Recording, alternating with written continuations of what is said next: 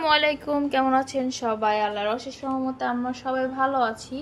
তো আজকে হচ্ছে সকাল সকাল খিচুড়ি রান্না করেছি। দেখেন, রাইস কুকারে আম্মু রান্না করছে, মূলত আমি না। এই যে একটু মাখা মাখা করে, একটু নরম নরম করে, দেখেন কত সুন্দর হয়েছে মাশাল্লাহ।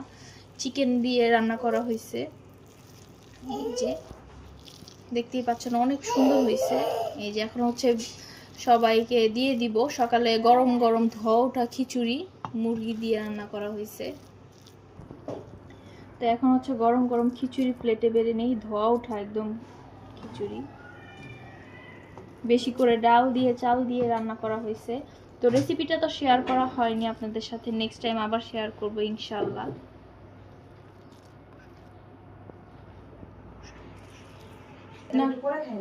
তো এইখানে হচ্ছে দেখেন, আম্মু সুন্দর করে সালাদ কেটে নিয়েছে।